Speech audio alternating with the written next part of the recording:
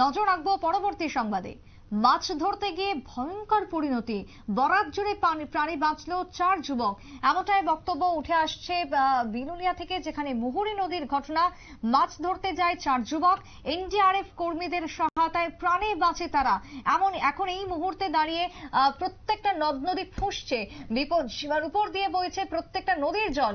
যদিও ইতিমধ্যে গোমতী থেকে শুরু করে ফেনী সব নদীর জল আস্তে আস্তে নামতে শুরু করেছে, কিন্তু তারপরও পরিস্থিতি একেবারেই যেখানে স্বাভাবিক নয়, সেই জায়গায় মাছ ধরার একটা যেন হুজুক লক্ষ্য করা যাচ্ছে এই মুহূর্তে দাঁড়িয়ে গোটা রাজ্য জুড়ে। আর সেই মাছ ধরতে গিয়ে 4 যুবকের ভয়ঙ্কর পরিণতি। যদিও বরাত জুড়ে প্রাণ রক্ষা 4 জনেরই, এনডিআরএফ এর টিম গিয়ে উদ্ধার করে 4 জনকে। ঠিক কি বক্তব্য উঠে আসছে, এই অসাবধানতা এই মুহূর্তে কেন, কি অভিযোগ শুনুন। কিছুক্ষণ পূর্বে বিলুনিয়া নতুন সেতু যে আমাদের নদীর ধারে পাড়ধারের কাছে 4 জন জেলে মাছ ধরছিলেন। মাছ ধরার সময় হঠাৎ করে ল্যান্ডস্লাইড করে 4 জনই নদীতে পড়ে যায়।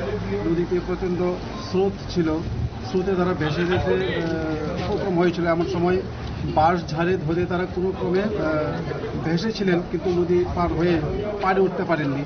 কোনো একজন ছেলে সাত দিয়ে উপরে উঠে গেছে, বাকি 3 জন খুবই বিপজ্জনক অবস্থায় পড়েছেন। আমাদের কাছে খবর আসার সঙ্গে সঙ্গেই আমাদের অ্যাডমিনিস্ট্রেশনের যে এসডিআরএফ আছে এবং ফরেস্ট উভয়ে মিলে তাদেরকে আমরা উদ্ধার করার ফলে তারা 3 জন প্রাণে বেঁচে যায়। আমি মহকুমাবাসী যারা এখনো নদীর ধারে। আপনারা শুনলেন সংশ্লিষ্টের বক্তব্য। 4 জনই প্রায় তলিয়ে যাওয়ার মতন অবস্থা হয়। পরবর্তীতে খবর দেওয়া হয় অগ্নি নির্বাপক দপ্তর এবং এনডিআরএফ কে। তারা ঘটনাস্থলে ছুটে যায় এবং বিলুনিয়ার ওই মুহুরী নদী থেকে তাদের 4 জনকেই উদ্ধার করা হয়। ছোট্ট একটা বিরতির পর ফিরবো, সঙ্গে থাকুন।